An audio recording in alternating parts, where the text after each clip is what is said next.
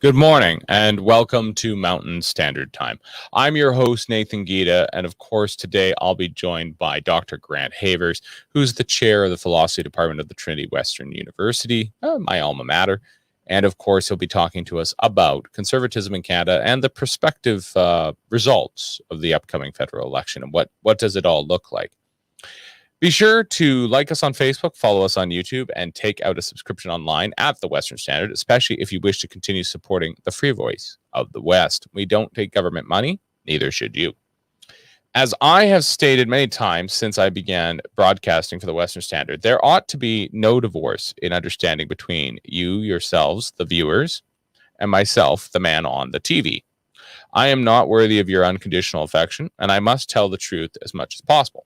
When I get a piece of information, my job is to share it, not lord it over you or use it to look important. I have been in media for a few years now. I've got some friends who work in politics, and they worked there for about the same amount of time, if not longer. Occasionally, they tell me things, and sometimes those things turn out to be accurate. As it stands, at least one trusted source has told me that he figures the Conservative Party might very well fall below 60 seats federally in the upcoming election due to both vote splitting and people not voting. In the event of such a fall from grace, it will either spell doom for the Tory party with a rebirth of sectional regional parties, or a final revitalization of the party from within, complete renewal from the ground up. I'm hopeful of the latter, as I do believe in a single federal right-wing party, if only it would learn to stick to its principles even in times of crisis. But there is another theory for what could happen to conservatives in this country, and it is best represented by the sovereigntists that we have within our midst here at the Standard and a few other places, namely that the time has come to elect sectional or regional parties to better represent our interests.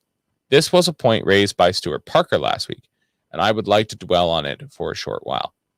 As I've stated before, I am ambivalent about sovereignty. Essentially, I'm a Diefenbaker federalist, waiting for the Pearson-Trudeau consensus that ruined this nation to come to an end. But there might be an alternative way forward beyond my own insane idea of using the church's boundaries for new provincial lines, which would create more than 40 provinces with metropolitan areas entirely separate. As an aside, if you're looking for a kind of crazy map of Canada that Nathan could probably endorse, you would look at just punch into Google, Catholic diocese map. And maybe the other diocese maps would work too. But the point is they cut up the provinces we already have. And some of the borders actually go across provinces. Most pointedly, and in my opinion, most appropriately, Churchill-Hudson Bay, which includes all of Nunavut, and of course, Churchill, Manitoba, which identifies much more strongly with the rest of northern Canada and not even with Thompson or the rest of Manitoba, even northern Manitoba. It feels quite isolated. And I feel like that's the kind of thing we need. We need to have our provinces recut into sensible shapes and sizes and regions that actually represent the people that are in them. And then those could be their own little provincial governments. But that's a different discussion for another time. Maybe it is time for Canada to finally become like Switzerland, though, a group of cantankerous cantons that come together in a loosely federated empire, capable of vetoing anything beyond basic infrastructure. Someone might say that sounds like a lot of redundant government, but I say it's a way forward to freedom. And whether you're going to do it with 10 provinces and 3 territories, or you're going to do it with, a huge amount of provinces that are newly created through the system I just proposed, all I'm saying is that what we have right now isn't working. And if that couldn't be more clear, I think that the last couple of, probably decades for that matter, but certainly the last couple of years have proven to us that the federal government will run pretty roughshod over provinces indiscriminately, save Quebec, and doesn't really care what you think of it. And our federal government doesn't represent us at a local level. It just has its agenda, and it's interested in getting its way. What's going on with the upcoming federal election when it comes to the Tories is it's dangerous. It's very dangerous because we need a right-wing party in this country. We need somebody to oppose that consensus of liberalism that's been ever growing and ever more manifested and ever stronger since after Laurier, and especially after King, who kind of perfected the liberal dominance of this country. and since then has just never really waned. It's always waxed. Very briefly, they fell to third place against Stephen Harper's Conservatives when it looked like Canada might have a new way forward. You had the NDP. Tom Mulcair was a great opposition leader. I think he did a great job of articulating his positions against Stephen Harper. Certainly much better than the various leaders, interim leaders of the leaders they tried to put forward in the Liberal Party. Probably the best leader they had for the interim was Bob Rae. He was very articulate. He had been a parliamentarian a long time. He knew how to do his job. And he was distinguished, right? He had been, I believe, the Premier of Ontario. And so there we were. We had this brief moment where not only the Conservatives were dominant, but the Conservatives were capable of reducing the Liberals to third place. But we haven't returned to that moment since. And I don't, there's various theories for why, but in the end, all that matters is that we can't rely on the Liberals to trip themselves up. And if we don't have a solid right-wing party with right-wing principles that campaigns like Conservatives, not just like Liberal light, we are in big trouble. I am being reminded by my producer that it is time for our Resistance Coffee endorsement. Resistance Coffee noted the other day that it was a little bit late in the hour when I finally gave them their endorsement. And that was just because I had let that slip. That's on me. But we're back. So Resistance Coffee Company is based in Weyburn, Saskatchewan. Of course, they are a local roaster. They bring their beans in, they roast them locally inside of Weyburn. And what's fun about the Resistance Coffee Company is that they choose to use their, if they have a little bit on the side, if they have a little bit extra and people are talking about a specific cause that would further their freedoms instead of curtail them. So whatever's not woke these days and more about personal freedom, liberty, and autonomy, they help those causes. So whenever you think of a coffee company that you would like to support, because we all love coffee, we all love drinking coffee, but the problem, of course, is that a lot of coffee companies, unfortunately, are run by the same kind of people who would take your freedoms away. So that's not fun. But luckily we have, of course, the coffee company in Weyburn, Saskatchewan, Resistance Coffee. Do be sure to grab as much of their coffee as you can and use our promo code, 10% off your first order. Use Western Standard for the promo code. Alrighty, so back to where we're at with things. So the upcoming federal election, what's going to happen? I mean, I've been talking about this a little bit for a few days now. Viva la resistance. Thanks, John. Appreciate that. John, you're a gem. I've been talking about this a little bit, and what it's coming down to, of course, is that the Tories are completely divided and they're all over the place, and they can't seem to get a solid footing on what they're going to fight the election on. Now, back in the day, we used to say it's the economy, stupid, and that was actually a Democrat who came up with that one, who carried his home state of Arkansas, which is now a solid red state. But we said back in the day, right? It's, you know, it's the economy, stupid, right? And I have to admit that in our own time, we've kind of gotten away from economic arguments. Everything becomes about social arguments and social issues and social justice issues. And so is it about transgenderism, or is it about parents and their children in the school system, or is it about religious freedom, or is it about the right to feel safe? Is it trigger warnings and safe spaces? It's all over the place. It's cruelty to animals. It's all over the place. And of course, climate change. So in a way, the last thing we talk about anymore is economic issues. But in the end, those are still what determine every other issue, right? I don't care how rich or poor you are. Well, in the sense that if it doesn't feel good to be bullied, whether you're rich or poor. It doesn't feel good to have something bad happen to you in a social sense. But in the end, if you have enough economic leverage on your own half, you got enough capital or enough opportunity, economically speaking, you can go make your way in the world, right? You can. And so that's what we've kind of based a lot of, especially English speaking government on, is the idea that if you give people economic opportunity, then they can really chart their own course in the world. And that's not a weak argument. That's a great argument. But the problem becomes that if you're not going to articulate that argument ever, and keep it at the forefront, because you have to shape the narrative.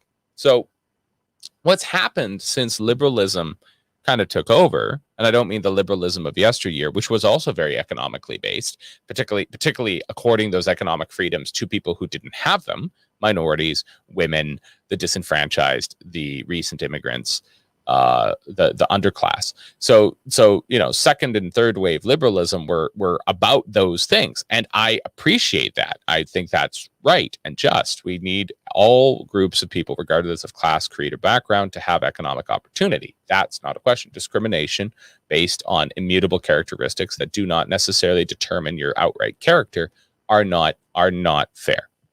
Bar none, no argument from me. But where we've gone wrong is we've kind of reversed it into, of course, a new discrimination, right? All based on immutable characteristics, where we don't let certain groups of people study together anymore. We don't let certain groups of people use the same computer lab. We put other groups of people into easier testing systems. There's funding just because of your particular skin color. That's all gone way overboard, to the point where, of course, we now denigrate whatever the majority population is, or at least the most significant minority, the largest minority population is. And that's also a problem. It's beyond a problem. That's evil. It's wicked and it's evil. And you have to shape the narrative. So what has happened is leftism, progressivism, liberalism, however you want to call it, but it's not really liberal anymore, because, of course, the literal translation of the word liberal is free, right? Libra is freedom, right? In Latin, I want to say. Econo is a Greek word, meaning oikos, I think, from household. But so liberals aren't liberals anymore, right? Or in the sense, at least most people who think of themselves as a liberal, they're actually a leftist, a progressive, a person who's kind of not always fascistically so, but often using methods that are not democratic or free. They are forceful and coercive. And what's happened is conservatives have given away the argument. They've given away our universities. They've given away our schools. They've given away a lot of workspace too, right? Business used to be about business. One thing that I will say, I remember reading that blog some time ago, and it was a blog about it was actually about the young pope, but then it referenced back to Mad Men, and then it referenced back to kind of why sometimes artists get it better than the people practicing the faith, how this stuff works. Like, the business of the Catholic Church is the business of the Catholic Church, as Calvin Coolidge might have put it. And the same thing when it comes to the question of Mad Men and that era. It's like business was about business. It was not about team meetings and what's the next garbage cleanup thing we can do, and look at this motivational poster on the wall, and isn't it just so wonderful to have this office space where we're all coming together and doing these things, and we're having solidarity together with these things. No, it wasn't about those things. Yeah, it's about making money. It was about making money, and it was about doing business, right? That was what it was about.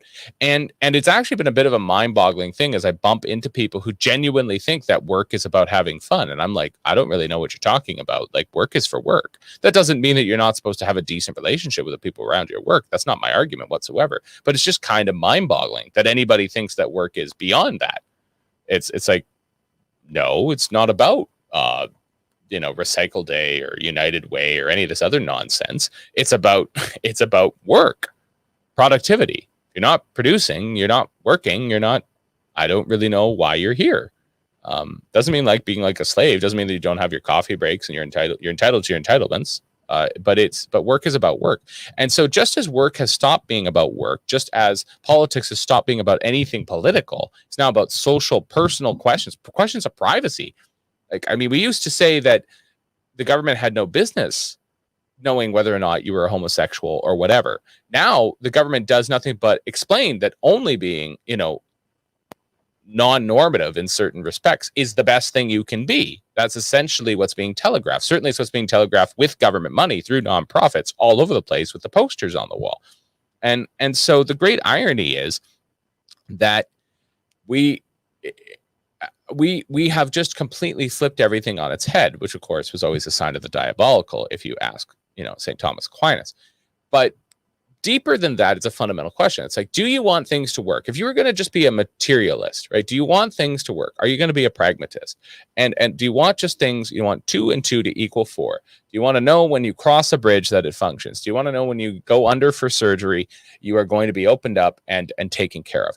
You care about competence. You care about pragmatism. You care about functionality, right?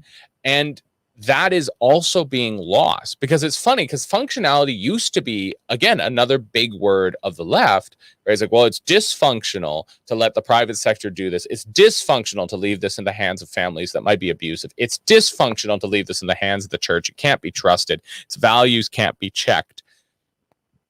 That was their argument. Well, we're here now. We're here now where they dominate, their big state tactics dominate everything, and they shape the narrative. Tell me if you think it's any more functional. I don't. I think we pay more money for worse results. It doesn't mean there's no place for a public sector, but it does fundamentally mean, in my humble opinion, that ironically, whether it was abusive before or not, at least we were paying less for it. Maybe we should have improved on the abuse, not just up the cost and created about the same amount of problems. More children are apprehended today than were ever apprehended during the residential schools. The same is true of a whole host of other issues. If you think that the records of the residential schools are being kept under lock and key to avoid prosecution, wait until you go to your local school board. Wait until you go to every school board in Canada. That's how it is. Go to the hospital, go to the grievance, go talk to some shop stewards and give them a drink or two, fuzz out their face, give them a voice modulator and turn on the camera and let them tell you the various things that they've had to kind of keep under the wraps. People are sinners. We're human beings. We're fallen creatures. That's how it is.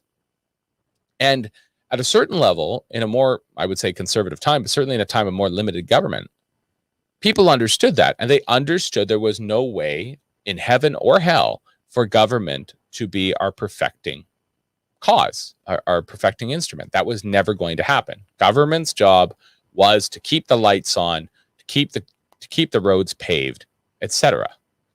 But the problem is that everything has become about not the thing that matters. Canada cannot survive with the debt load it's carrying from COVID. It can't. I will never make enough money to pay that back. I am part of a generation of ever shrinking opportunities unless we do something drastic when it comes to our red tape and start a lot of infrastructure real quick. And the generation after mine, there are people my age who have children, right? My brother's one of them. He's a year younger than me. He's got kids. What do you think those kids are going to do for a living? Where is the money going to come from to pay back the debt? And that's a reality. That's a reality. My nephew, who is not even 5 years old, owes the government, what, $30,000, $40,000, $50,000? He hasn't even earned a penny yet. He's being subsidized. He's got a child benefit that's going to his parents. He doesn't earn an income yet. And he's already $50,000 in debt or whatever it is, thanks to the trillion we're at or whatever we're at. It's nonsense. Like, this can't go on. Like, that can't go on, especially if there's shrinking opportunities and we aren't thinking about how we're going to build an economy that is equitable, that ensures that everybody has a family living wage so that they can continue to keep the economic system running. The economy is an entirely man-made object. You think that we would be able to figure it out. It's not rocket science. You can't have cheap money. It creates booms and busts. You can't have people who can foreign speculate and come in and just buy up all the property that other people are entitled to because they were born here. They took care of it. They mowed the lawns. They did all the work on it, but they can't afford the property in their own backyard. That's not okay. You have to build a better country than that. And that's the only thing, again, when I talk about sovereignty, that's kind of where I stand with it, is that it's like I would get more on side with sovereignty if I knew that's what its ultimate goal was, which was building a better country, not just cutting out a piece of the country we're currently in and having the same amount of problems.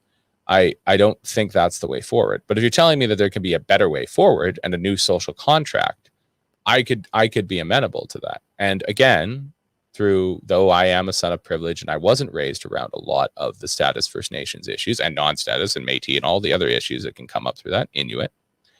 I guess what I'm trying to say there, a lot of issues that face First Nations people, especially on reserve and in poverty and in squalor and all sorts of stuff. I still think that in a sense, their their group mentality around belonging and ownership has some validity, especially if it at least is the last counter to some foreign power having complete dominance over us. And that took me a long time to understand. I used to be far more libertarian and free market on this, but as I kind of watched over and over again as foreign interests influenced our world negatively, while they just were laughing all the way to their next Scrooge McDuck money vault, they don't care. So some semblance of common good, the commonwealth, which is a part of our British heritage, needs to be accrued. It has to happen, or else we're in deep trouble. And that links us all the way back to the question of Toryism. Toryism always had a question of how do we protect the common good, the common weal, right? We say commonwealth now, but common weal, very medieval term, the idea of there being this kind of common existence altogether.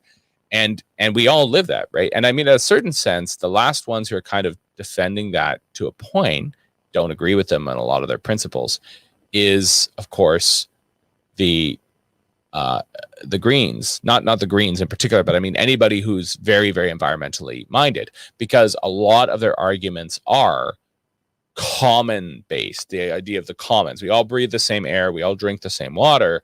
We should probably try and preserve that for future generations. We need to do something about, these issues. I, again, don't agree with their methodology, and I don't agree with their assessment that climate change is man-caused.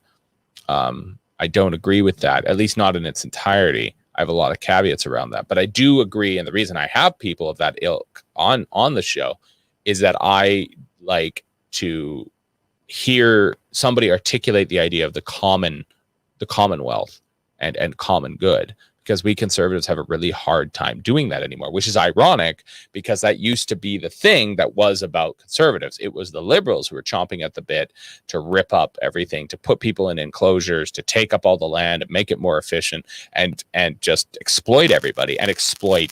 It's called Manchester liberalism, right? It was rip and ship, right? This is basic Tory history. And what happened was, of course, Tories had to, kind of come back to the people in particular and create a different kind of philosophy of like, no, well, there's king, there's country, there's throne, there's altar, there's the serf or the freeholder on the land and his overlord, but they're bound together, right? The worker upon the land and his lord over him, they can't survive apart. That can't happen. But we've lost our ability in conservatism to articulate this question of the commonwealth. And until we can, I don't think we're going to have a narrative that can properly counter those on the left. And I think this is exactly the problem with what's going on with Toryism generally. I think Stephen Harper had moments where he was able to kind of talk about, strong, stable, conservative majority government, for working class families. We're going to working families. We're going to make sure that tax paying families are taken care of, blah, blah, blah, blah, blah. So he kind of created a sort of semblance of not an ethnicity, but an identity that could identify with conservatism, an identity that people could identify with when it came to conservatism. But I think this is exactly the problem. There isn't an articulation on the right as to what is the commonwealth, at least not in Canada. We don't have forgotten man speeches coming from the right. That was Trump in the United States in 2016. We don't have, empire of evil speeches in Canada. That was Reagan back in the 80s. So Canadian conservative rhetoric needs to recapture, in my opinion, some imaginative narrative that helps people understand that, hey, it's worth going on about. It's worth going forward, and this country is worth building. I think Diefenbaker was probably the last guy to really articulate that. But we'll look for more.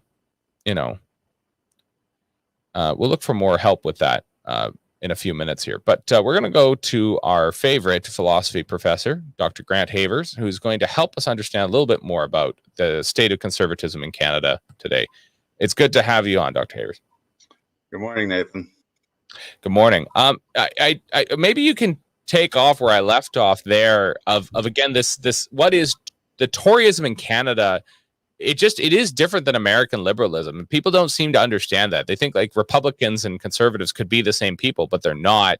And in Canada, it seems like we've lost track of how to articulate a vision that is, I don't know, it's softer than just brutal capitalism, but it doesn't need to be the leftist kind of fallacies we see nowadays.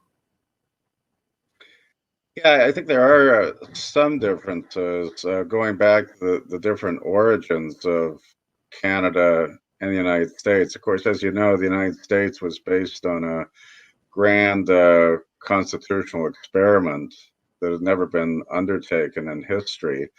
I think that was the last thing on the minds of the fathers of Confederation, who simply wanted to unite a country without engaging in experiments whatsoever. And in fact, MacDonald, in many ways, thought that the United States was a failed experiment due to the Civil War.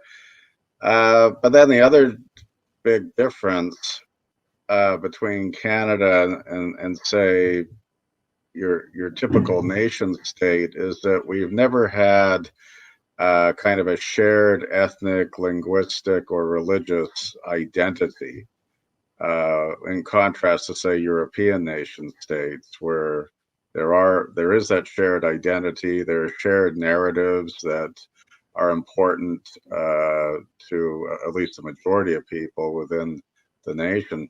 So it's very hard for a conservative movement in Canada to come up with a vision that would be national, or to come up with a national narrative that would somehow unite the country. I mean, even the building of the railroad can't really count as a national narrative because Quebec was not invited to be part of that. And so as a result, even that narrative, which goes back quite a ways, could not be a unifying one. So I think that's a challenge that any conservative movement faces in Canada. One of the things, and maybe it's false remembrance for those of us who are Tories. We think back to, well, I mean, I wasn't even alive, but I mean, we think back to Diefenbaker's articulation of his Bill of Rights. We think back to even his national vision, his national strategy. He seemed to try and pivot towards developing the North. That seemed to be extremely important to him. And it seems like all that kind of got left behind the moment Pearson was installed by the Kennedys. What is that? How much of that is true and how much of that is myth making? Well, I think it's a bit of both. I mean, it is true that Diefenbaker was a master of rhetoric and was probably one of the most eloquent political leaders that Canada has ever produced. I think it's important to bear in mind, though, that Diefenbaker's administration, in a way, set the tone for later unfortunate patterns in Canadian politics. I mean, he was really the first prime minister to see the role of government as defining identity or defining Canadian values, and to be the arbiter of public virtue and social justice. And I certainly don't want to place all the responsibility for our managerial state on Diefenbaker, but I think it did begin with Diefenbaker, namely this idea of the state having to tell Canadians who they are and what they represent. I mean, that went down like a lead balloon in Quebec at the time of Diefenbaker's reign. But then the Pearson and Trudeau Liberals built on that, especially Pierre Trudeau, who even more ambitiously saw the state, or at least one purpose of the state, as the arbiter of identity. And I think Canadians often forget that other nation states don't operate this way. I mean, the French government doesn't tell the French citizenry what it means to be French. People in France already know what it means to be French.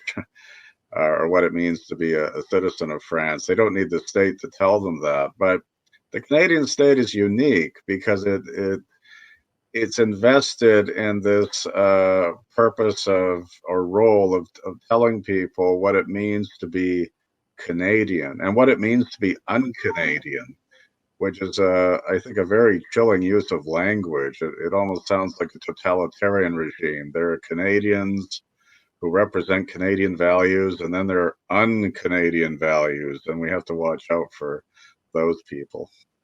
Mm-hmm.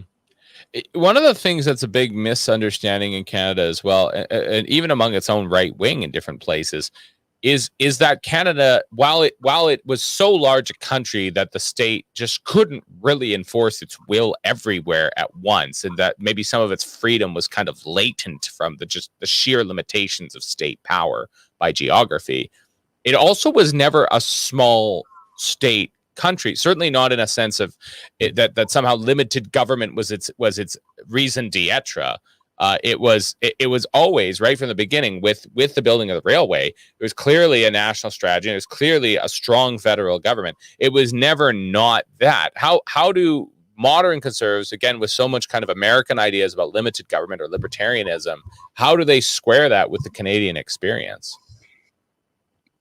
Yeah, I mean, certainly, as you said from the beginning, Canadian Tories have not been shy about using the state or creating collaborations between the state and the private sector. Of course, the National Railroad is a good example of that. But of course, that was a temporary arrangement, which clearly was discontinued with the completion of the railroad.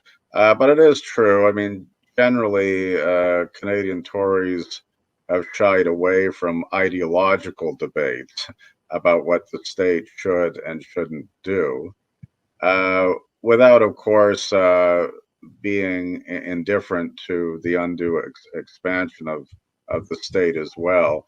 I mean, I think one advantage from Canadian history is that we've avoided those ideological debates that often make American politics so colorful. But of course, the disadvantage is that if we don't have those debates, as ideological as they are, then it's hard to answer the question, well, what do we stand for? What are our principles? What are our traditions that are worth preserving? So, it's important to avoid excessive ideological debates, but at some point, I think political parties, especially the Tories, have to engage in them. A party in search of an ideology or a thing to be is a criticism that's been leveled at the Tories probably since Diefenbaker and maybe even before him, but certainly they've been lost in the wilderness many times, particularly throughout the 20th century, and now it appears to be again in the 21st century. They will be lost for some time, the upcoming federal election. What do Tories need to think about in that respect in order to try and articulate that? What would be a proper articulation of conservative values in Canada? Because we aren't Americans, but we're also not Britain anymore, and we aren't Australia, and we aren't New Zealand. We're part of the major English speaking countries of the world, including a little bit the French speaking countries of the world. But what do those values look like 150 something odd years into our nation state status? Well, I think Canadian Tories need to emphasize freedom more, or the idea of freedom, not just economic freedom, but freedom in a civil or intellectual sense, or freedom of conscience. What I mean by that is that the Tories, I think, currently have an opportunity to really put a dent into the Liberals, because the Liberals are, I think, threatening freedom of speech in this country. Not to put too fine a point on that. They are doubling down on censorship of the internet. They are certainly threatening censorship. And at the same time, they want to revamp anti-hate speech laws. So I would think that Tories, who in part come from a kind of classical liberal tradition, I say in part, should emphasize that they are the party of freedom. They should warn against these threatened incursions by the liberals into the private sphere of life that includes all the cherished freedoms that we have. And they've done some of that, but I think they need to really educate Canadians on how dangerous it is for the elected liberals to threaten freedom of speech. And of course, that would be consistent with the best of conservative traditions in Canada to have freedom of speech, to have a sense of ordered liberty, which certainly it encourages or should encourage civil discussion, but at the same time keeps the private sphere of freedom off limits to that of the state. I think they really need to do more work on that front. It's a brilliant reversal, a complete inversion of his own father's words, in a sense. When you think of our current Trudeau, Trudeau Jr. and Trudeau Sr. in comparison, who, famously Trudeau Sr. said, right, government has no business in the bedrooms of the nation. Trudeau Jr. appears to think that they don't just have business in your bedroom; they have a business in your phone, your Facebook account, where you go, where you eat. Apparently, whether or not you're going to take a shot or not, and wear a mask. Apparently, the government has business literally everywhere, on every square inch of your body, and not, I guess, just the soul that they don't believe in is the only thing they don't possess of yours. How did we get here? In modern Canada, if even Trudeau Sr., who was no one's idea of a freedom lover from a right wing perspective, if that is where we were in that generation, and his own son is where we are today, how did we transform as a country to the point where we thought that was okay? That's a great question. I think the Liberal Party is liberal in name only. One would have to look at the history of the term liberalism and then see how that word, liberal or liberalism, has been reinvented beyond recognition, because the earliest liberals, the classical liberals, were very concerned with imposing constraints on state power and in the process defending the private sphere of life, and including freedom of conscience, religious freedom, intellectual freedom, from the purview of the state. So in a nutshell, that's what liberal used to mean, at least in part.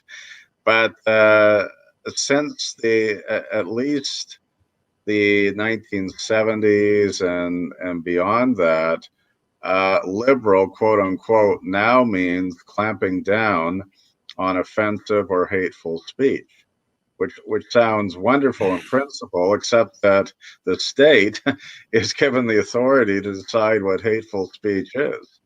And therein lies the danger. So again, I think the Tories, I mean, they shouldn't engage in an academic exercise necessarily, but they should try to educate Canadians as to what liberal, small L liberal, used to mean. Because the Liberal Party has totally reinvented and adulterated that term. Again, they're not liberals in any traditional sense. Indeed, they aren't. Indeed, they aren't. And one of the funny things that happens, though, inside of Canadian conservative tradition often is they often somehow, some way, they often just become liberal light with their policy. When conservatives campaign as conservatives, they seem to do well. But when they campaign as liberal light, then everybody's like, well, why wouldn't I just vote for the Liberal Party of Canada? If I can get light beer, I might as well get regular beer and just carry on. Right. Well, Louis Saint Laurent once said that the NDP or the CCF are just liberals in a hurry. I think the Tories need to realize that they should not be liberals in slow motion. In other words, they should not be a pale or slower version of the liberals, because we already have a liberal party. In fact, perhaps we have more than one liberal party, i.e., the NDP. But we don't need another liberal party that is slightly to the right of Justin Trudeau.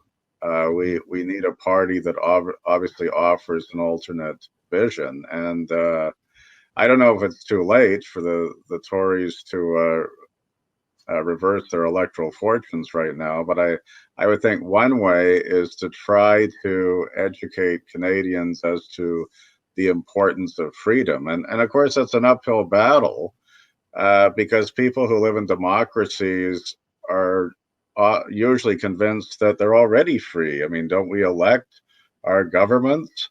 Don't we have freedom of speech? And isn't it a good thing for the government to clamp down on hate speech anyway? I think most Canadians are very trusting of their government in a way that, of course, sharply contrasts with Americans who tend to be more distrustful. But I would think that, again, the Tories have to explain what they mean by freedom and why freedom is actually a good thing, that it's part of the Canadian experience. And I don't think they've done enough of that yet. And imitating the Liberals is just a ticket to electoral defeat, it seems to me. Indeed, it does seem like a ticket to electoral defeat. As my opening statement this morning, I made mention of a trusted source who I've been close to for many years, making the point that he has heard as low as 60 seats returning to the Conservatives after the current contest or the upcoming contest, and those are bad numbers. But even so, polling where they're at, it doesn't seem good for Aaron O'Toole and his gang of Tories. Mm-hmm. Yeah, I've even heard that O'Toole might lose his own seat if an election were called today. I mean, that's right. And I'm not suggesting that the Tories should articulate a grand vision of what they plan to do. We have to be careful with visions as they enter politics. Usually, visions are imposed on people, they're not desired by people. And certainly Canada has had its experience with different visionary leaders. But at the same time, I would think that given the fact that many Canadians are exhausted with the lockdown, of course, we're just coming out of that. And many Canadians, I hope, are worried about the survival of freedom in this country. The Tories should take advantage of that and really distinguish themselves from all the other parties, not just the Liberals, who actually support a clampdown on free speech and on the exchange of ideas on the internet. I think those are themes that would resonate with many Canadians. I mean, there'll always be a high number of Canadians who do not care about their freedom. I know that sounds a little harsh, but there'll always be some Canadians who are more than satisfied with the way the government might restrict their speech because they don't believe that they're guilty of hate speech anyway. But I think there are others who are tired of this and are looking to the Tories for a better understanding of what freedom means and a party that stands up for freedom. Party that stands up for freedom. That'd be refreshing anywhere in the English speaking world, in the Western world generally. But I guess we can continue to hold out hope for it. Perhaps something we can kind of get into here a little bit then is what is likely to happen in this coming federal contest, not just maybe in its results, but where should the conversation have been, but where is it likely to go, and why is Justin Trudeau likely to triumph? Yeah, and I hope that's not the case, but it certainly looks that way. Well, I would think one other challenge that the Tories face is an old one, the divide between central Canada and the West. And of course, O'Toole represents the 905 area code in southern Ontario. And I would think that his understanding of conservatism, to say the least, is deeply informed by the interests of Southern Ontario. And of course, that would explain why he wants to replace one carbon tax with another carbon tax, which goes down like a lead balloon in Western Canada.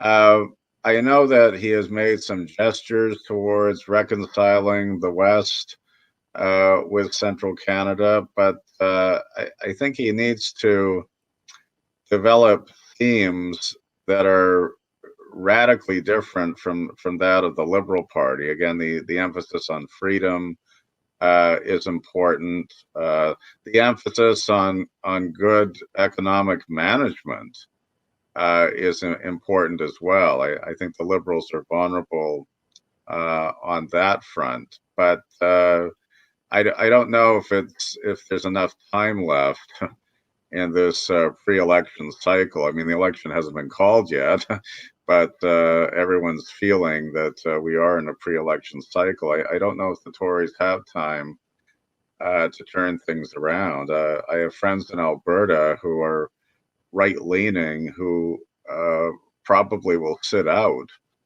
the next election. They will not vote for O'Toole. I mean, if O'Toole can't get votes in Alberta, of all places, then it's not good. No, it's not good.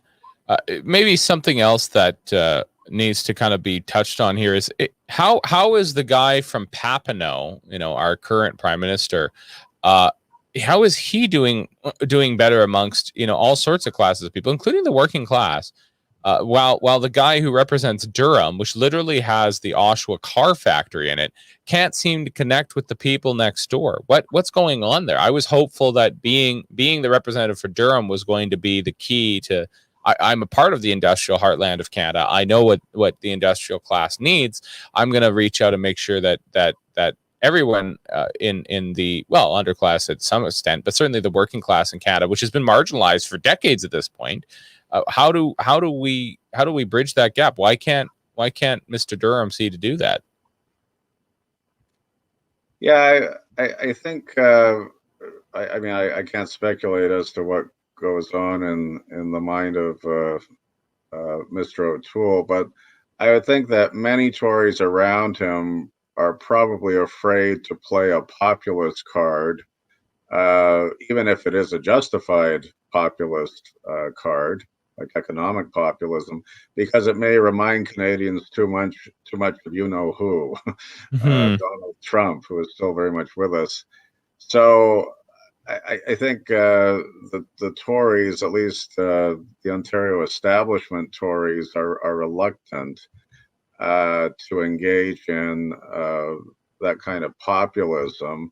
And perhaps they even think that Doug Ford has cornered the market on populism in Ontario, which has not resonated with all Ontarians. I think Ford isn't doing that well in the polls either.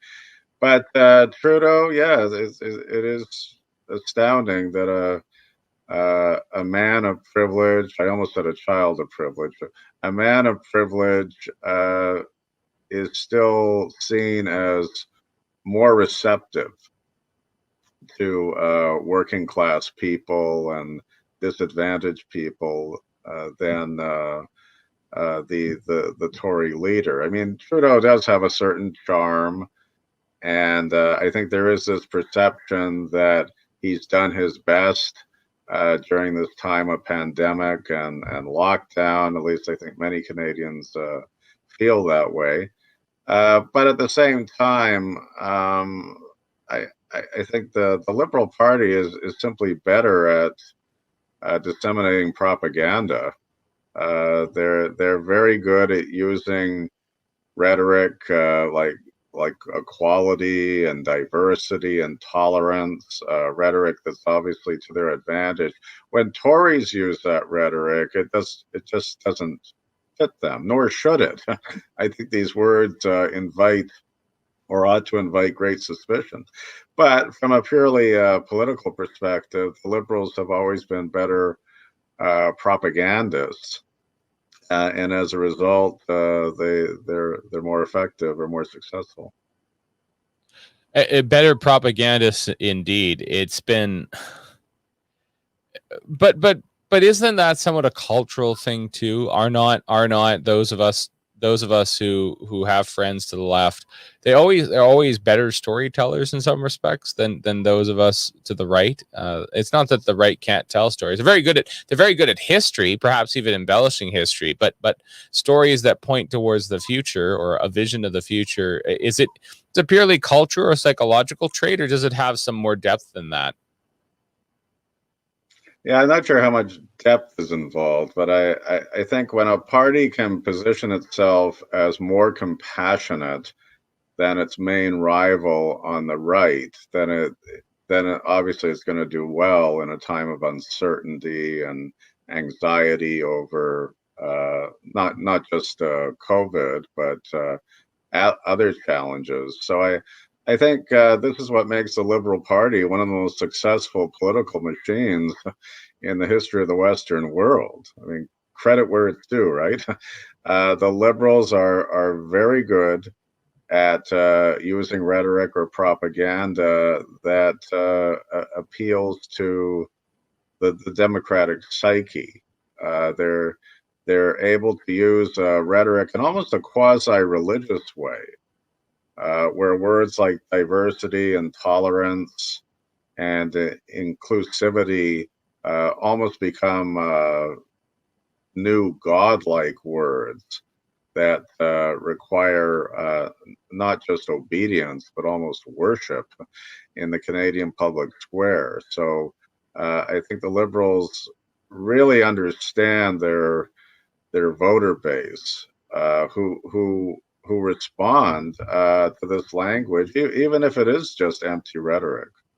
But they've been far more successful. Yeah. Far more successful.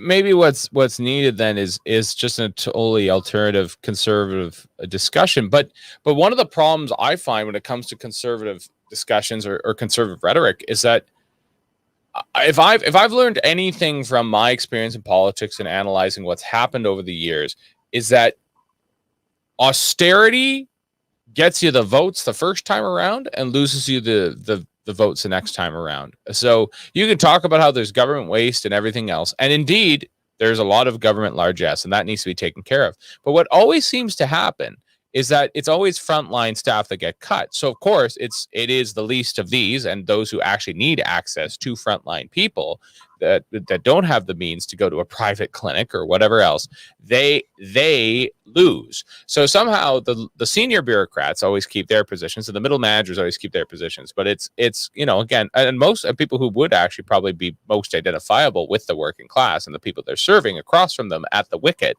those people are the ones who get cut. And that seems to be the conservative problem, is that it can't get out of this boxed in kind of pigeonhole that it's just pegged. You guys always cut frontline staff. You always promise a more efficient government, but all you ever do is just cut frontline staff, and that hurts people and it takes people's jobs away and stuff like that. And I think that's a narrative that needs to be countered by conservatives pretty strongly. I think a lot of people at the bottom rung, even in the civil service, are actually pretty conservative in their personal lives. And they would be happy to see their overseers lessened and to have more of their own brethren on the front line so they can lighten the load and have less people over them who they don't really know what they do for a living either. And they would like to see that reduced. Yeah, I think that's a good point. And even if austerity conservatism has some economic justification at times, it's hardly a vote getter, because I think Canadians have just got used to a very interventionist state that, at least in principle, is supposed to promote the common good or the general welfare. I mean, again, these are terms that the Liberal Party is quite comfortable with. Of course, the sad fact is, or the unfair fact, is that Liberals can impose austerity measures as well. And sometimes that has cost them votes. Votes have bled to the NDP as a result of that. Certainly, the Trudeau Liberals have completely abandoned the austerity liberalism of the past. I'm thinking of the Chrétien Martin era of the 1990s and the early 2000s. The last thing that the liberals are interested in is balancing a budget or reducing the deficit or the national debt. So the liberals have certainly cornered the market on the anti-austerity kind of politics of our time, which would explain in part why the NDP are not doing well either, because the liberals have already really scooped up that voting bloc that would be opposed to austerity. So, but yeah, I think you're right. The Tories have to offer alternatives that do not remind people of the image of the Tory as cruel and Scrooge-like and indifferent to disadvantaged people. But at the same time, I think the Tories need to position themselves better as more fiscally responsible. I think one can do that without necessarily threatening people with draconian austerity measures. Maybe we can do a little bit of a history lesson here, Dr. Havers. There's a question that's grown in my mind is that a lot of conservatively minded people today, or libertarian minded, or even some social conservatives every now and again, they reference the 19th century as like that great age of classical liberalism, and then of course the 20th century is seen as the growth of the state, of course the totalitarianism that came with it. And I guess my question is there any reason as a conservative to hope that the mistakes of the 20th century are ever going to be corrected? Income tax was supposed to be temporary for Canada. The expansion of the state in order to fight both the great wars has never left us.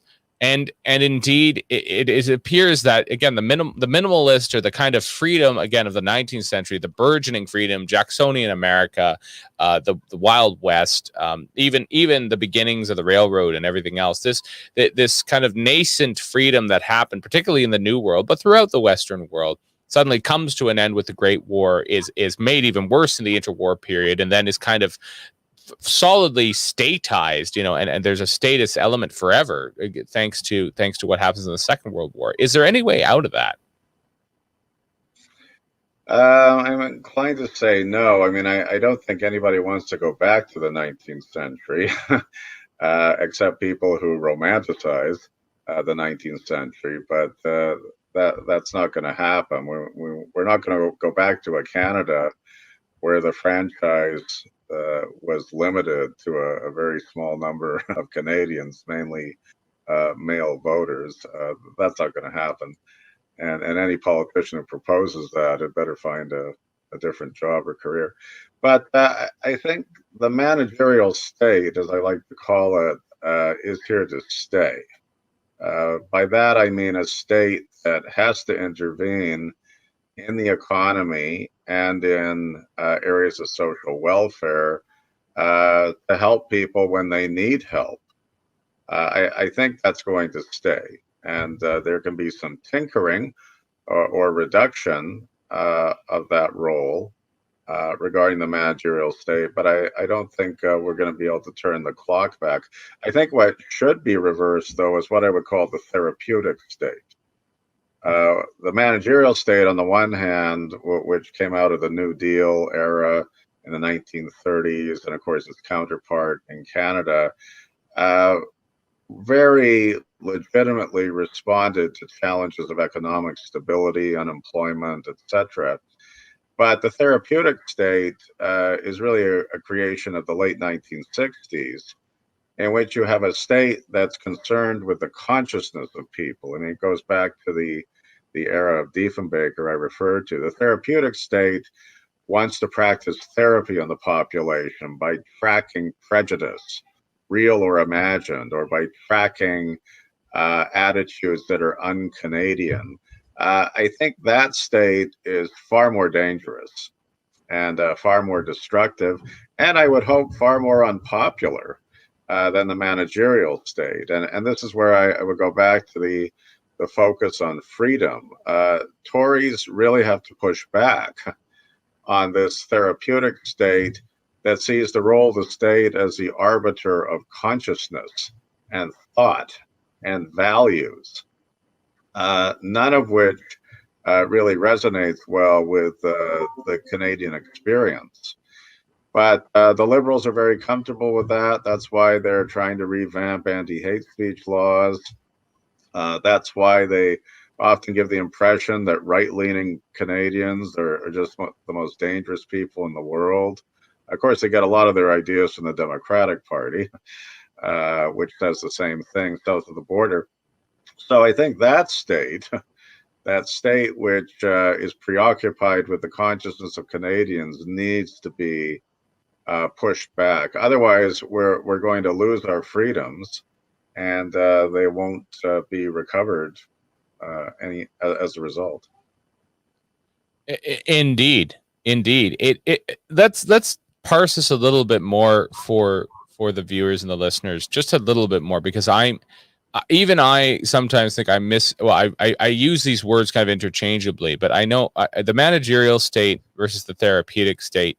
When we think of the managerial state, what I really think of mostly actually is kind of like basically hospital administrators. Really, I think of non-clinical staff pulling the levers of power inside of a hospital, which is kind of like, well, why is there a single non-clinical person here who isn't also a janitor? Right? Like this is a hospital. It's a place of healing people and treating the sick. I understand somebody needs to count some beans somewhere to ensure that the lights stay on, but the idea that there would be anybody other than clinical staff in here makes no sense to me. And yet there's a whole host of managers doing the business of managing, which appears to be meetings, finger sandwiches, brainstorming, visions, values, posters on the wall through the comms team, which is another group of exempt staff, and a lot of busy work that really doesn't necessarily help anybody get well. But they're clearly trying to, I guess, keep the rank and file in an orderly fashion and make sure there's somebody at a desk somewhere in order to receive you when you come in for triage. When we talk about the therapeutic state, it's something a little bit different, and the idea that people would need the state to help them, I don't know, get over their anger, get over their issues, try and teach them how to be better people, not just economically but psychologically. I think that is a dangerous thing, and maybe, I don't know, is it all just one flew over the cuckoo's nest, or is there something a little bit more nuanced to that story? Yeah, it's worth noting that we already have laws against speech that is threatening or slanderous or libelous. So it does raise the question: why are liberals trying to bring back Section 13 or the old law against hate speech that the Harper administration got rid of years ago?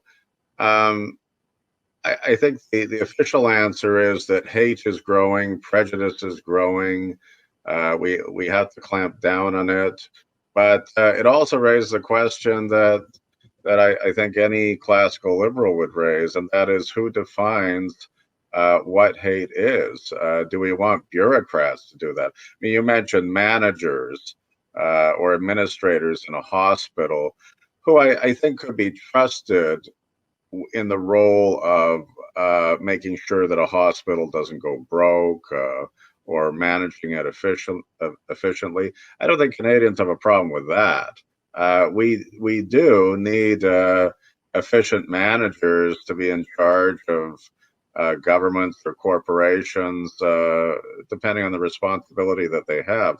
But monitoring consciousness, monitoring speech, monitoring thoughts and opinions, I don't think anybody has the expertise to determine what exactly is offensive and what isn't, or at least they shouldn't be trusted with that kind of responsibility. And of course, the very term therapeutic state implies that a large part of the population are neurotic or repressed. They don't, as you said, they don't know how to deal with their anger. But it's not the purpose of the state to be a therapist.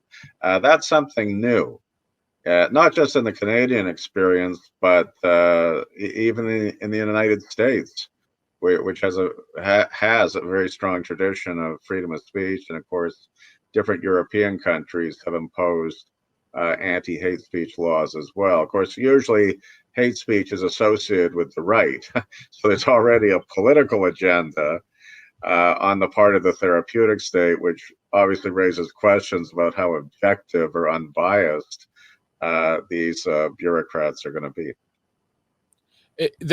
This arbitration of consciousness, or this design to form the consciousness of the people, which definitely had a lot of play in the totalitarian regimes of the interwar period, and of course later throughout the 20th century.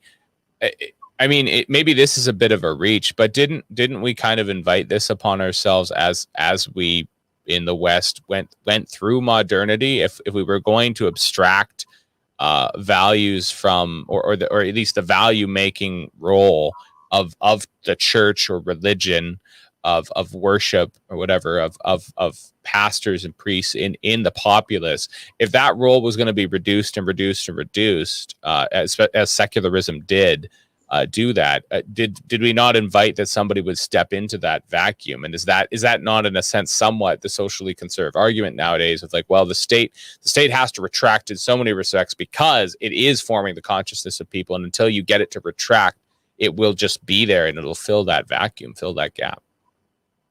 That's right. I mean, I don't think the liberals will necessarily be stopped from bringing in stronger anti-hate speech laws. I mean, if they're reelected, God forbid, but if they're reelected, I think they'll be fully committed to that type of agenda. And part of the problem, too, is that many voters, not just in Canada, but across the Western world, don't see a problem with governments clamping down on so-called hate speech. I mean, who could be against policies that restrict or eliminate hatred? But of course, people have to think about what is meant by hatred or what is meant by offensive speech. I mean, if somebody's critical of the Liberal government, is that offensive? Is that hateful, or is that legitimate dissent? I would think maybe it's just the Augustinian inside of me, but I would think that all governments are sinful. I mean, now it's time for a little theology here. All governments are frail and sinful in the sense that no government really wants criticism. And usually we think of that attitude as linked to totalitarian governments. Of course, they won't tolerate criticism and they'll suppress it quite brutally.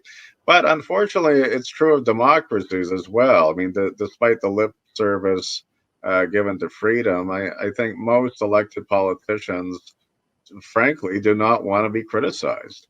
And the fact that they can't control the flow of information and speech on social media, I think bugs the heck out of them.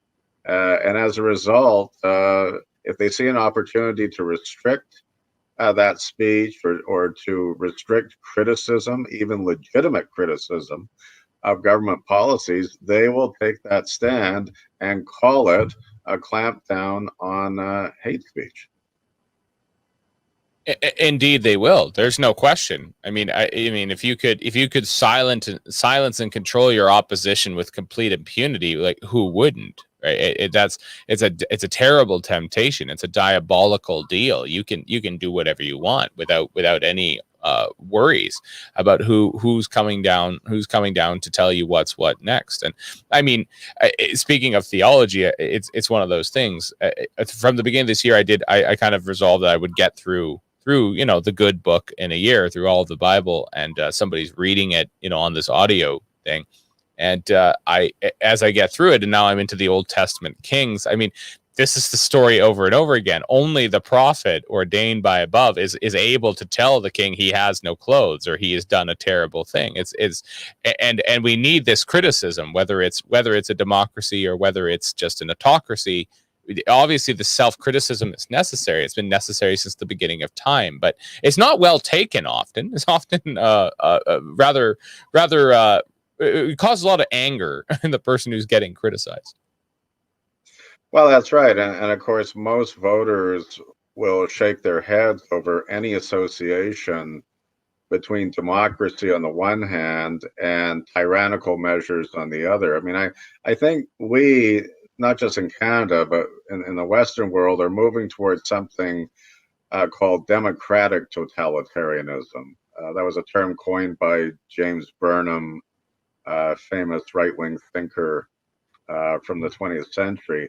Burnham argued in a few of his books that democracies can become totalitarian, uh, not because democracies will engage in the same brutal tactics that the Nazis or the Stalinists in Russia practiced. I mean, democracies don't have to be brutal. All they need to do is use propaganda in order to convince the people that this is for their own good. And unfortunately, many voters are quite happy to sacrifice their freedoms if that means fighting something called hatred without actually worrying about the ramifications of that. So that's what concerns me. I think there'll always be a high number of voters who don't really want their freedoms, unless it's a freedom to consume, like to buy stuff online or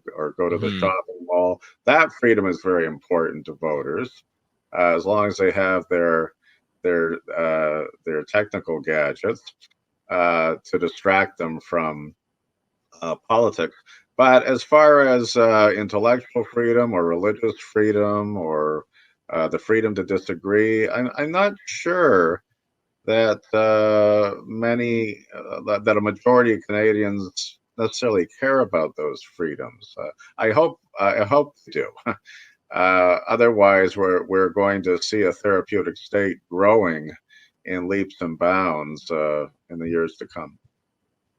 I must admit that I was consulting the other week using, well, and on the show I put it up on the screen. There was The Second Coming by Yeats, because it did seem like the best lacked all conviction and the worst were full of fury. But it's if we're going to try and map our way out of there and get out of, I think there's another Canadian thinker, his name escapes me, but he talks about socialistic or tyrannical socialistic collectivistic but libertinism, right? So you can consume what you want, you can do whatever you want to do in your bodily autonomy when it comes to sex and or your gluttony and whatever, but of course there's no freedom. You can't shop for your medicine, you can't shop for your insurance, right? At least in British Columbia, you can't shop for anything else.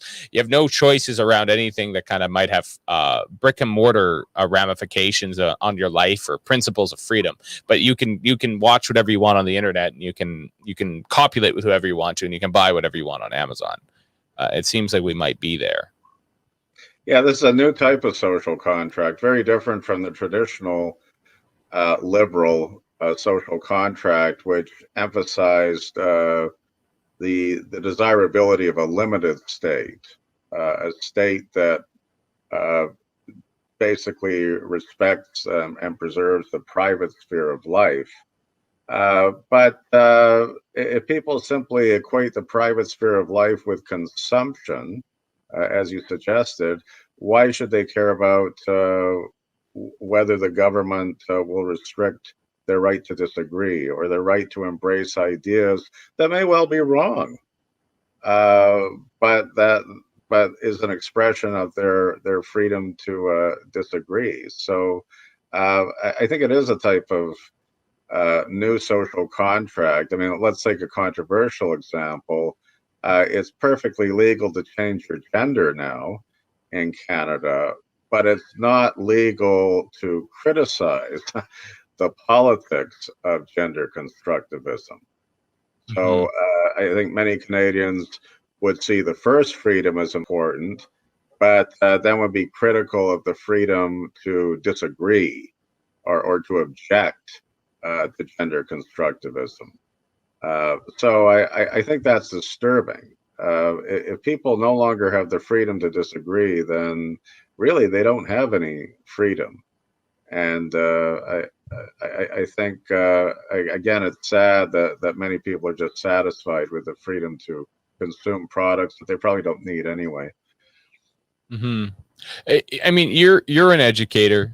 You've been an educator for years. It as you bring students into contact with some of these ideas, have you seen a change in the students that when you were trying to introduce concepts to them, in another time, maybe they were more open to questions around these things or having lively debate around these concepts and these principles and contesting with one another. But today, is there more conformity and less disagreement about what ought to be, or even perhaps offense taken at the idea that there was ever somebody who, I guess you could use all their identity tropes, right? There was a cisgendered white dead male somewhere in the past who maybe proposed at some point that like there was supply and demand, and like there should be labor applied to items in the material world, and that becomes property, that somehow that all has to be dismissed because it obviously is being reasoned from a wrong place. Yeah, I think there has been definitely a shift in academia, uh, not just my own university. I mean, in fairness, there's always been conformity. There's never been such a thing as unlimited freedom of speech. I mean, the old bourgeois ethos that once dominated North America did not allow unlimited freedom of speech. There were still rules and unwritten restrictions. But yeah, I'm inclined to say, without sounding too nostalgic about the past, that there was more freedom of speech in academia even 20 years ago than there is today. I mean, one thing that strikes me is that the Marxist professors with whom I studied as an undergraduate, most of them have passed on by now, were quite tolerant. They were quite open to dialogue. They didn't mind being challenged by uppity undergraduates who thought they knew everything. But they enjoyed the give and take of the classroom and were not offended by disagreement. Without generalizing too much, I think many people on the left today in academia do not have that kind of easygoing tolerance. They tend to believe that if you disagree with me, you're not just wrong, you're a reprobate. You should be cast out. There's almost something quasi religious about this attitude. So I think the left itself has changed. The left, again, without sounding too nostalgic, was somewhat more liberal or pluralist in tolerating the exchange of ideas. But that kind of left is an archaic left. It's going the way of the dodo bird and being replaced, I think, by many people who are not tolerant at all, despite their lip service to tolerance. One of the things that's kind of an interesting sidebar within this discussion is that on this channel, particularly this show, we've had multiple discussions. Some of our regular contributors are actually Marxians, and actually, I've got one guy who calls himself an old school Leninist, and I got another guy who calls himself a Marxian, and they like to wax philosophical every Thursday, explaining from their perspectives what exactly is going wrong. And ironically, the only place they have to talk about it is here on a right wing channel, because they couldn't get a hearing on the left. Maybe something that you can articulate for us a little bit is as somebody who had dealings with Marxism in its time, and Marxian ideas in a time, and how things have evolved from here. One of the ideas that my other two contributors contend is that political correctness is actually an imposition, that it actually doesn't follow proper Marxist theory at all, because it causes division amongst the underclass that would need to have solidarity to overcome the oligarchs. And this is actually, it actually plays into the hands of the oligarchs to have these divisions within people who are underprivileged. What happened there? How did the workers' revolution turn into a fist fight amongst and a bit of a cat fight amongst nonprofits over whose pronouns are better? Yeah, exactly. Well, one of the ironies of the post-Marxist left is that it's abandoned any serious discussion of social class, which of course was central not just to the Marxist left, but to the old left in general. But if there's any discussion of class or social class to be had today, it tends to be on the right, which is something that I didn't really anticipate 10 years ago. I would have been astounded if somebody had told me that today the right would be the real movement concerned with social class or a class divide. I mean, there are still some hardcore Marxists who are focused on class, but the more powerful or more prevalent left doesn't want to deal with class. Of course, it wants to deal with race. I mean, Robin DiAngelo, the author of White Fragility, has said this more than once, that the focus on race is far more important than a focus on class. So what everyone thinks about that, that's quite a shift in the history of the left. And related to that, who would have predicted that the left would cozy up to big business, especially big tech or other corporations that have embraced not just the rhetoric, but the policies of so-called progressivism today.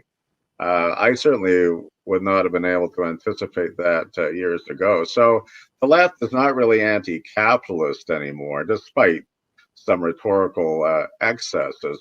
They've made their peace with capitalism, or at least with certain sectors of capitalism. And their aim is not to heal or address the class divide, but rather to clamp down on anybody who dissents from their what they call their anti-racist agenda. Although I think they themselves are engaging in racism on their own. So yeah, the left has really changed. In a way, this creates an opportunity for the right, though. I think we talked about this, but if the populist right can again take advantage of this class issue, the class divide, which is getting worse and worse, then there's some electoral potential there. But so far, I think, as we just discussed, the Tories have been outmaneuvered by the Liberals, at least for now. I'm not sure if the Liberals have any real solutions to the problem of home ownership or the decline of the middle class in Canada. We'll have to see. It's a great irony, isn't it? That I mean, again, when Dr. Seuss was getting banned, in a show that I used to do, well, it's on hiatus, but when one of those contributors, Aaron Eckman, we were co-hosting. We would sit there and we would kind of go back and forth. He'd be the left wing guy, I'd be the right wing guy. And one of the jokes that we made while we were both discussing this whole thing, where they've just canceled Dr. Seuss, is that Aaron looks at me and is like, I don't really understand it, because from my parents' perspective and from my perspective, because his parents were pretty left wing too, it's like he was one of our guys. And I'm like, yeah, from our perspective, he was one of your guys. And I don't know when we decided that Dr. Seuss was somehow a crazy right winger, but but that was just like we were both laughing. I was like, I don't know who's decided that Dr. Seuss is Goebbels, but I don't agree with that assessment. And it's funny that you make this point about the class divide being ignored, because at some point, I'm sure that a left-wing undergrad or graduate student, for that matter, is going to start writing a paper or thesis about how obviously, Victor Hugo and Charles Dickens need to be banned because despite the fact that they tried to do so much for the underclass, they were obviously just people of privilege and they have no right to speak, and they should be taken off the shelf. Well, that's right. And just to connect this back to the hate speech issue, I think people on the left who support anti-hate speech laws, because they assume that these laws will go after those terrible right-wingers, are being really naive.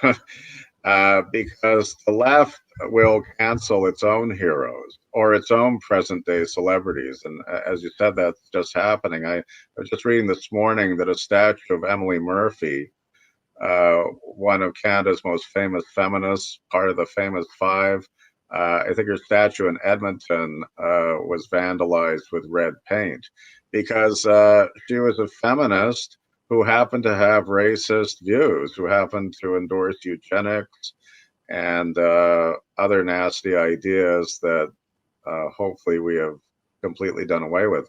So I think eventually the left will devour itself. I mean, this is what happens with any revolution.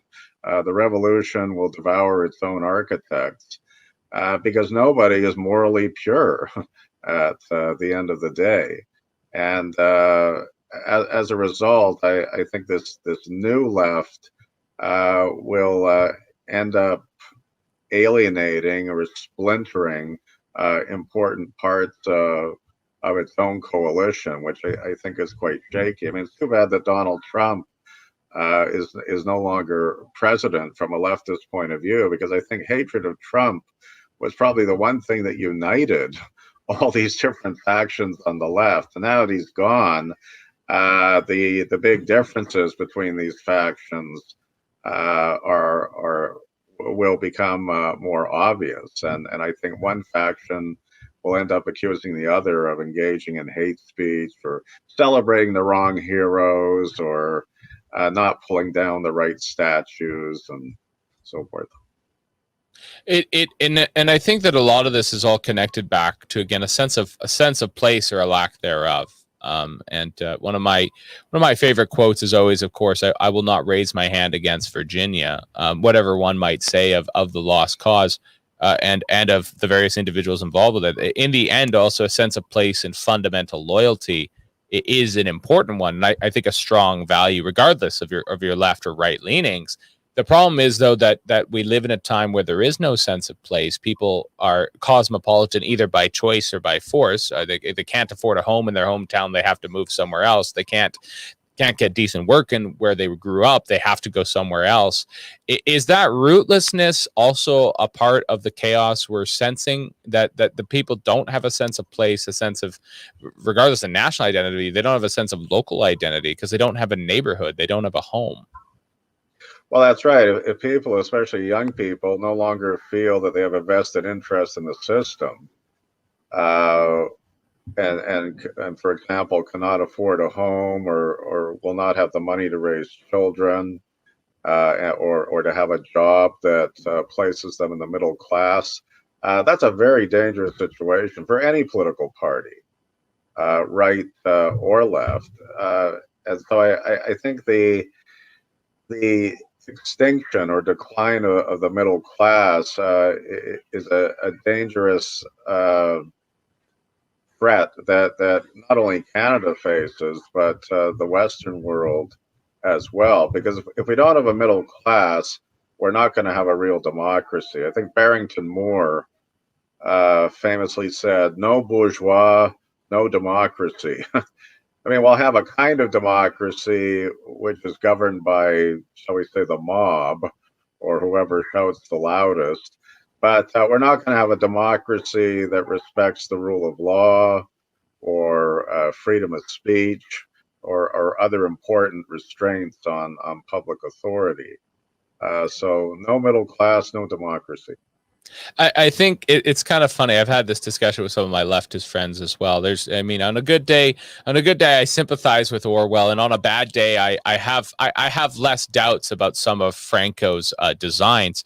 And so this is the problem. And if you had told me that 10 years ago too, it's like, you would meet people who would kind of sit there and be like, you know what, I don't know if Franco and the gang were wrong all the time, or the other way too. It's like, well, I like what Orwell was trying to do, but I also disagree with maybe his methodology. If you told me 10 years ago people were going to have discussions like that, where literally either the foundations of democracy were being shaken to the point that people were kind of trying to pick which kind of totalitarianism they thought was best. I think you and I would both laugh that off. I think we would both laugh. That's hilarious. Nobody's going to have a serious discussion about it. No one's going to have a forum about that somewhere except for someone living in their mom's basement. And it's like, no, like there are people who are legitimately all but getting into street fight. We see this in America and in some places in Canada as well, right? We saw people, whether it was Antifa or BLM, and then there was, people called themselves patriots and all sorts of things on the other side. Like, society's clearly dividing because the system that we're in right now is not working for a lot of people. Well, that's right, and the center will not hold, and it's legitimate to ask whether there is a center anymore. I mean, much of what President Biden is doing in the United States is far to the left of Obama, and even farther to the left of the Clinton administration of the 1990s. And yet, of course, it's all presented as mainstream and moderate and not radical at all. But meanwhile, yeah, I think you're right. Polarization will just continue. And we haven't quite seen that in an obvious sense in Canada, not yet. But of course, there are serious regional divides that are fueling polarization as well. So the idea that somehow our liberal democracies can depend on a consensus, which encourages bipartisan collaboration, is just becoming an illusion, because so many people feel alienated from the political system, again, across the Western world. So I think we're in for very interesting times. Interesting times are not necessarily good or stable times, of course, but and what's further depressing is that we don't seem to have a political leadership that really understands how dangerous these times are and how there really is no political center anymore.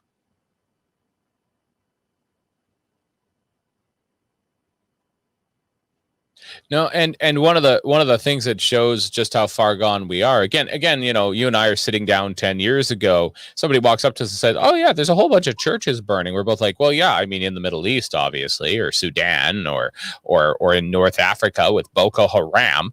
And it's like, no, no, no, no. There's the problem is that we have churches burning in Canada. And we'd both look at each other again. We'd be like, "That's not happening. That's nonsense. That's something that happens over there, not over here." I'd be interested to get your take on what's happening right now with the. Oh, yeah. Not only do we have churches burning, but we also have powerful people in the media and in politics, at least some powerful people, who are either downplaying the seriousness of these church burnings or even celebrating these church burnings, like that representative of the BC Civil Liberties Association not too long ago. Again, I wouldn't have been able to anticipate any of this years ago, and again, it raises questions about who exactly is our leadership class. I mean, are they comfortable with any traditions in the history of Canada, or do they want to reinvent the entire country using not just propaganda but also coercion? But again, the problem is that I think many Canadians probably don't have a problem with many of these attitudes. I think there probably are Canadians who think that the church burnings are understandable, as Gerald Butts put it. And as long as you have that attitude, not just among our ruling class, let's say, but also the governed, it's very hard to convince people that that the rule of law is a good thing, that freedom of disagreement is a good thing, that we shouldn't try to demonize our entire history. Again, I think that's what the right has to do. It has to engage in this re-education and hope for the best.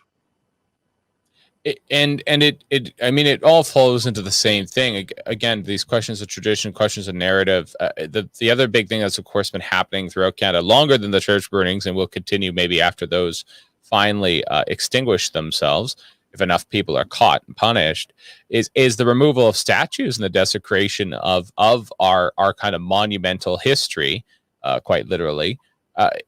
In forms that are just kind of bizarre. The people who weren't necessarily, they were progressive for their time, but they've been dismissed. I mean, you mentioned this earlier when it came to the suffragette, but this is happening to John A.'s statue. It's happening to Queen Victoria's statue. It just, these symbols in Canada are being torched, removed, vandalized, pushed over, destroyed.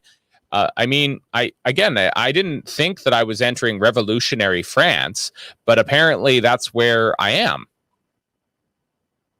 Yeah, and I think we both agree that obviously Canadians need to learn their history. They need to learn that our history does consist of periods of injustice and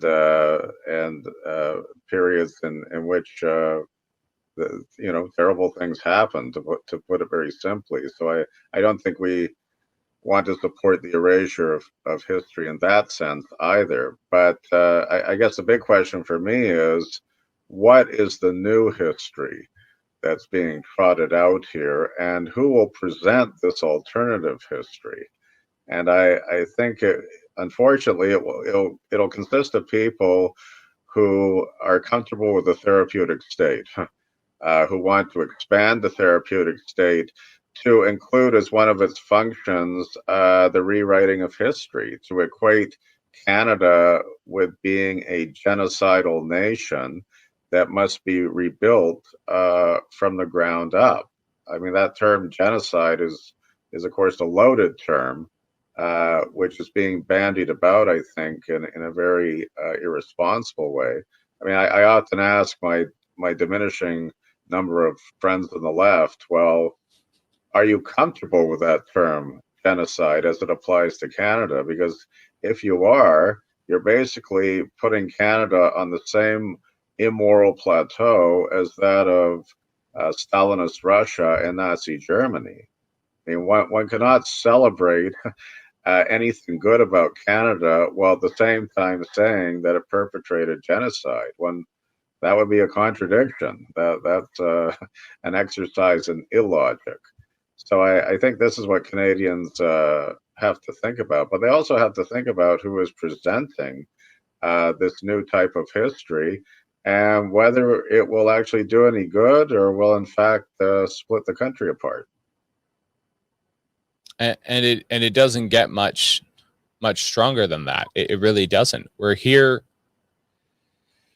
at the end of these things, and we wonder where it's headed to next. And indeed, I think it's that simple. And maybe we do have to ask Orwell for his intercession on that count. I believe Samuel is the donkey in Animal Farm, and he reminds everybody that if you didn't like your old masters, just wait till you've got your new ones. This seems to be a perpetual amnesia when it comes to any revolution, right wing or left wing, any radical right or left, is that at some point the new oligarchs are going to show up, and the new oligarchs might be far more cruel than the old oligarchs.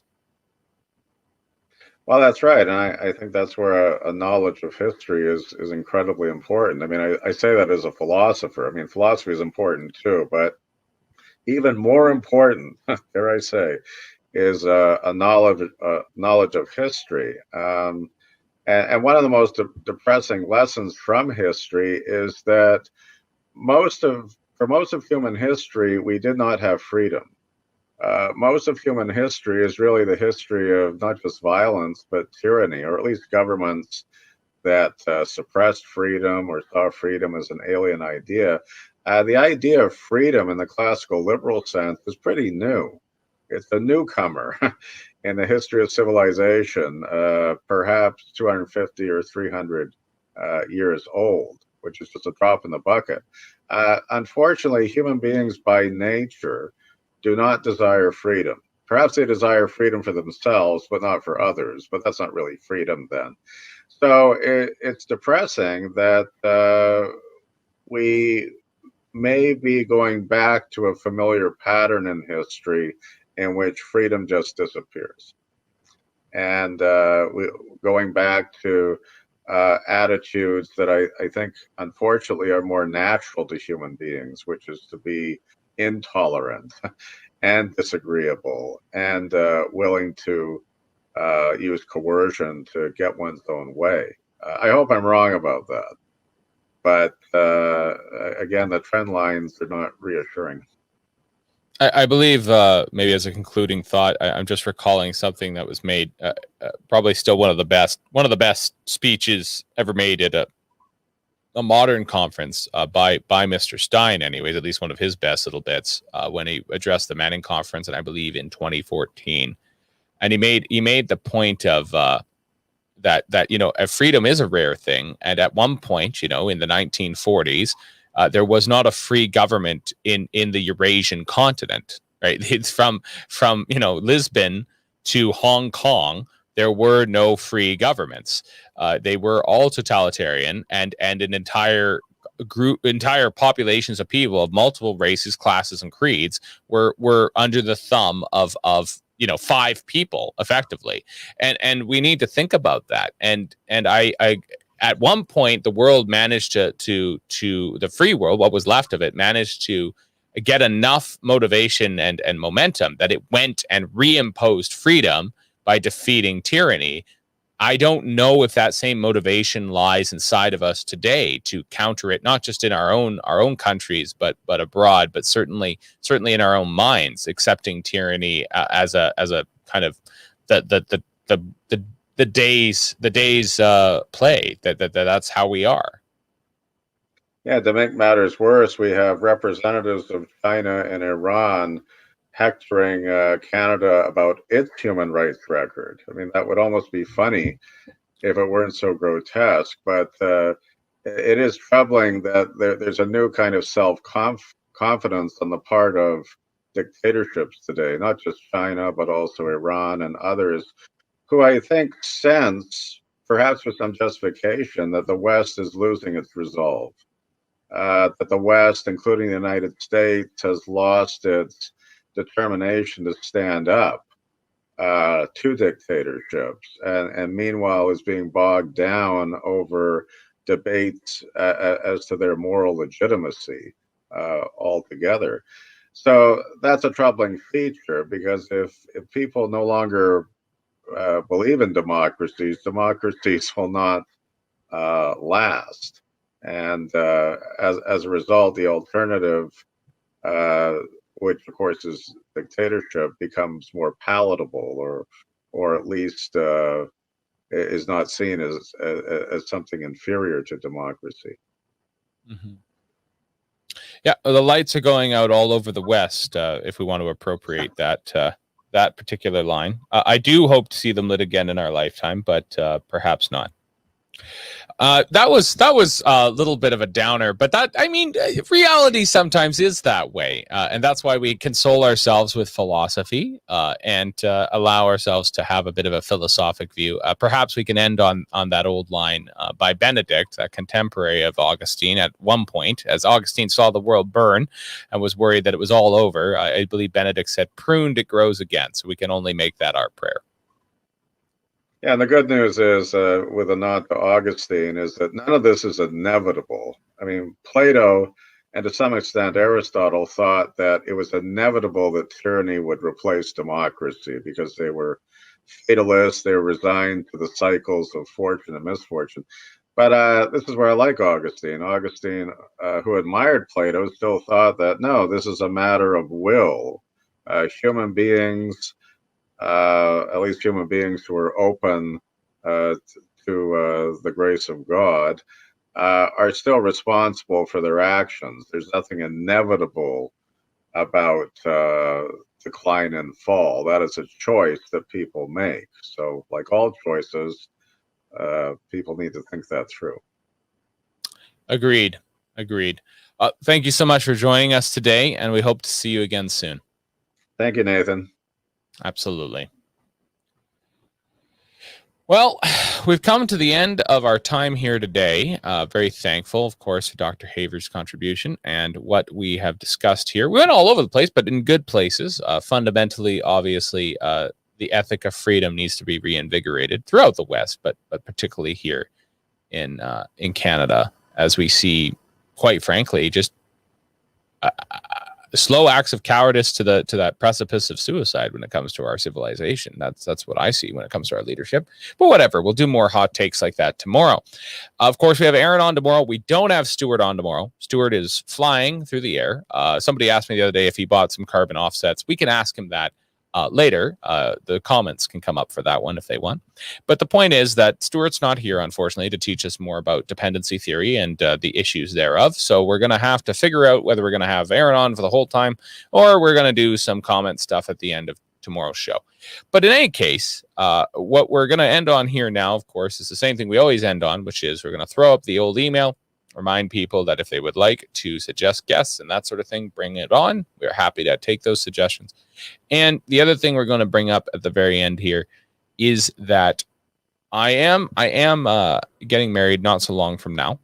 And the question of when that hiatus is going to begin is up in the air. I'm going to be discussing that with my overlords in Alberta, who are a little far away. I got to find a time to kind of chat with them and figure out when exactly this hiatus is going to begin. And you guys are going to have, I'm sure, either something that replaces the show entirely as a stand-in or a stand-in host for a while. I'm just going to make sure that I, consult with both the people thereof, and of course, let all of our viewership and listeners, who I appreciate very much, that is going to be an ongoing discussion. I'm not sure when exactly that hiatus is going to come to pass, but it's important for you to be given that forewarning, so you're not, tuning in on a Tuesday and suddenly I've disappeared. Last point, I guess, would just be that, again, keep on the straight and narrow. Pray for what's left of this country, and I am hopeful as well that as we kind of journey forward, we're able to kind of see what exactly, not just the question of sovereignty, but also the wider question of regionalism and identity for what it means to be, at least a Western Canadian or someone who loves freedom. What that could mean. We look forward to the federal election with some anxiety. Not sure exactly how that's going to go, but hopefully people make the right choices going on. Well, we hope. A couple of good comments here. Sheldon doesn't want me to disappear. He still has to give me my rating on my hair. And of course, Mr. Blair reminding me that it's good to be getting married. That's awesome. So that's all for us today. That was the last thing. That's what escaped me 2 seconds ago when I looked like I was scrambling. The pipeline is on in a few minutes, which I believe occurs always at, 12 p.m. Mountain, 11 a.m. Pacific on Wednesdays. So I'll throw it to them right away. Thank you so much for watching, and we'll see you again tomorrow bright and early, 9 a.m. Pacific, 10 a.m. Mountain.